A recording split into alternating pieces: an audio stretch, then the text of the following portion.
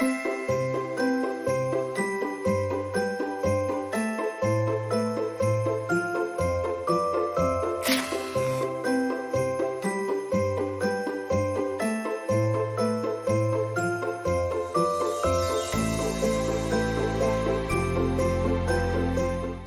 さんこんにちは、お手玉です。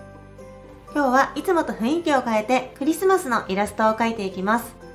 手紙やプレゼントに添えるととても可愛いと思います。初心者さんにも描ける簡単な絵柄になっているので、よかったら描いてみてくださいね。今回使用している画材などはすべて概要欄にまとめてあるので、そちらも参考にしてみてください。まずはラッピング紙袋にトナカイのイラストを描いていきます。裏写りしないように中に水彩用紙を入れてあります。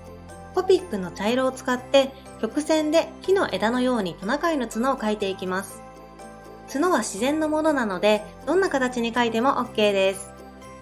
まず1本大きな角を描いて、そこに小さな角を付け足していくと描きやすいです。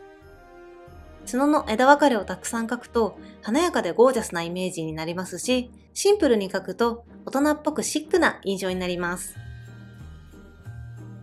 次に赤で鼻を描いていきます。チャームポイントなので大きく丸く描きました。そして最後に焦げ茶色で目を描きます。鼻の横からちょっと上あたりに描くと可愛いバランスになります。クリスマスカラーを意識したグリーンでメッセージを入れて完成です。乾いたら中の水彩用紙も忘れずに出しておきましょう。次に吊るされた靴下のイラストを描いていきます。あらかじめ下書きはしておきました。まずコピックの茶色で木の枝を描きます。木の枝も自然のものなのでどんな形や色で描いても大丈夫です。コツはやや直線を多く使って描くことです。思い切ってスッと線を引くとそれっぽくなります。練り消しを使って下書きの線を薄くし、ペン入れをしやすくします。黒いマルチライナーで線画を描きます。つま先とかかとの部分に布の切り返しを描くと一気に靴下っぽくなります。ちなみにこの小さい靴下は猫の靴下という設定です。そんな感じでどんな人がこの靴下を飾っているのかなというところまで考えて描くと楽しいと思います。配色は3色ぐらいでまとめてあげるとおしゃれ感が出ます。でも自分の好きな色や柄にアレンジするのも楽しいですよ。靴下のイラストの完成です。お次はこのタグにリースのイラストを描いていきます。まずちょうどいい大きさの瓶などを使い、綺麗な丸を下書きします。練り消しで下書きの線を薄くします。リースの12時の位置に赤でリボンを描きます。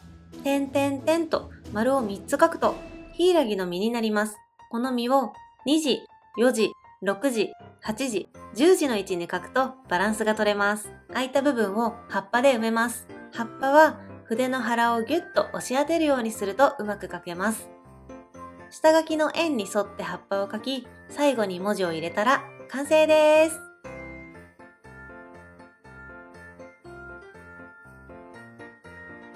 そして次はゴールドのクリスマスツリーを描いていきます。これシャインパールっていう水彩絵の具なんですが、ちゃんとキラキラとした質感が出てすごく可愛いんです。もちろんお手持ちの好きな絵の具でも全然 OK です。まずシャーペンで軽く形を取ります。練り消しで下書きを薄くしたら早速色を塗っちゃいます。さっきの葉っぱの描き方と同様、筆の腹をギュッギュッと押し当てるようにして描いていきます。この辺はほとんどアドリブで描いています。ツリーの形は横に飛び出ている部分を少し上向きにくるんとさせてあげると可愛くなります。4段ぐらいで描くと全体のバランスも取りやすいです。ゴールドだけだと少し薄いかなと思ってブロンズの色も追加しました。シンプルなのでこのイラストにかぶせるようにメッセージをドーンと書いても素敵だと思います。最後にシェイカーカードの作り方です。こちらは作り方が少し複雑なのであらかじめ完成図をお見せします。見た目も可愛いしシャカシャカできて楽しいです。まず同じ大きさの紙2枚と透明なフィルム2枚を用意します。フィルムは OPP 袋などと検索すると出てくるものです。袋状になっているものでもなっていないものでもどちらでも大丈夫です。まず片方の紙に窓となる部分の穴を開けます。好きな形を描いてカッターで切り抜きます。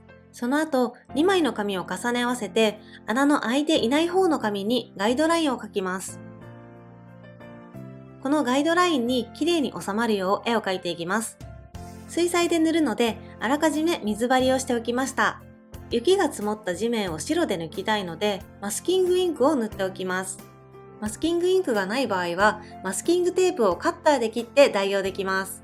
マスキングインクが乾いたら、筆に水をたっぷりつけて、まず水だけで塗ります。その後、真ん中あたりに黄色を塗ります。私はパーマネントイエローレモンを使いました。次に、黄色を囲うようにピンクを塗ります。私はオペラを使いました。最後に夜空のブルーをのせていきます。私はプルシャンブルー、コバルトブルーヒュー、ウルトラマリンディープを混ぜて使いました。真ん中のあたりがほわっと明るいイメージで色を混ぜます。しっかりと乾かして、次はもみの木とトナカイを描きます。私はアイボリーブラックを使いました。まず木の幹を描きます。そして下から一気にジグザグジグザグジグザグと描きます。三角の形を意識して先端に行くにつれジグザグの幅を狭めていきます。繰り返しになりますが、木は自然のものなので多少はみ出しすぎたり引っ込みすぎたりしても全然平気です。逆にそういう箇所があった方が木っぽくなります。で、バランスを整えて右側にトナカイを描きます。この小鹿の置物をモデルにします。厳密に言うと違うんですが、基本的な構造は似ています。まずピーナッツのような形で胴体を描きます。そして首を描いて、顔は横向き三角のような感じです。前足を描いて、後ろ足を描きます。トナカイや鹿の後ろ足の関節は人間の関節とは逆向きに曲がります。そして大事な角を描いて出来上がりです。角は一旦背中側にギュインと曲がった後、上に向かって生やすと、それっぽくなります。すべてのマスキングインクを剥がします。緊張。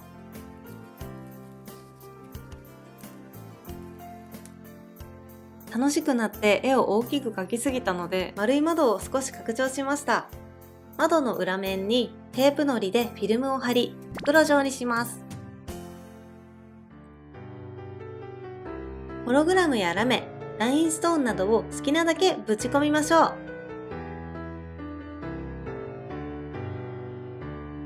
満足したら袋状のフィルムの封を閉じます。こちらもテープのりです。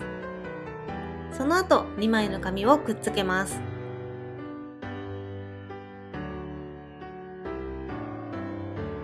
この空いた部分にメッセージを入れられます。最後にリボンをグルーガンやボンドでくっつけます。このあたりのアレンジは無限にできそうなので、ぜひオリジナルのカードを作ってみてください。キラキラですっごく可愛いです。